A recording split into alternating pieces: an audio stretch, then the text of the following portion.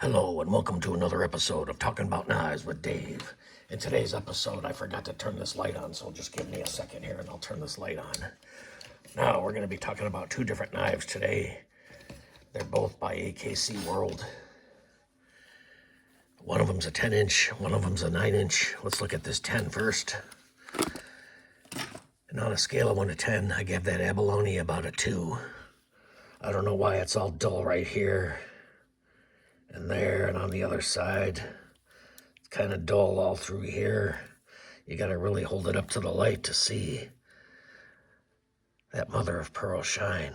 There should be more blues and greens and stuff. This might be the worst looking mother of pearl abalone I've ever seen on a knife.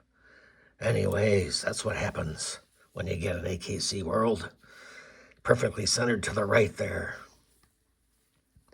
Now, the beauty about this thing is you can see the action there. When you push that safety up, you can see that little piece of metal go under that firing button there, preventing you from releasing that pin that's in that hole in the blade.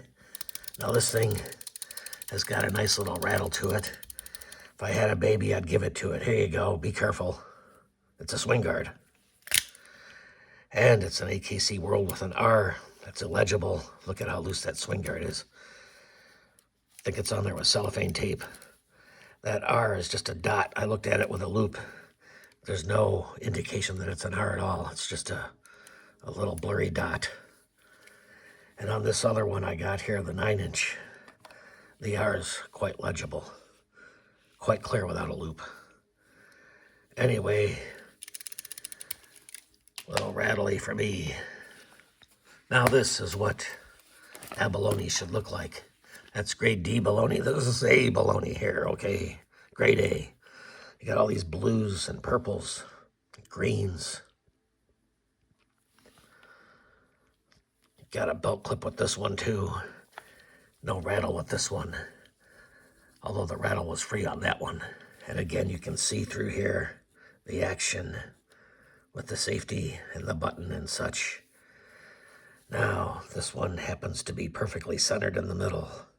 Was this handmade in Italy? Who knows? It sure feels like it. It's very solid. And, like I said earlier, if you look closely, that R, there's no question that's an R and not some blurry dot. The other thing about this blade is that groove there is almost dead center like a dagger, even though it's a bayonet. Now this one here, the groove is up quite a bit higher. That's just the way it is. The other thing is these back springs, or these leaf springs here. Now because this is square here, you got a square piece of metal in there for a leaf spring or a back spring. For whatever reason, they got a cylinder here, probably because it uses up less metal. And so you've got a cylinder spring there. You'll see that on cheaper knives that aren't even Swinguards for $9.99 on the internet. This was a little more than that. Once I got this one, I realized I should have nothing but 9-inch Swinguards. Why do I have all these other knives? I like the 9-inch Swinguard. It's probably my favorite knife out of all the automatics I have. Anyways, there's no brass liners here.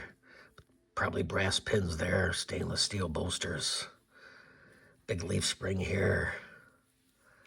Yeah, the abalone looks like it's the way it should look. Anyways, somebody got on here laser engraved, if you can see there, TBKWD.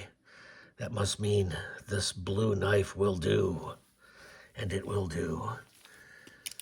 Anyways, there's not much else to say other than if you ever come across an Oscar Mayer Wienermobile on the corner of Swinguard and Abalone Street, you're going to want a 10-inch and not the 9-inch to take care of business. Until next day and until the next show. We won't miss next time. But right now, I got to go. Talking About Knives with Dave.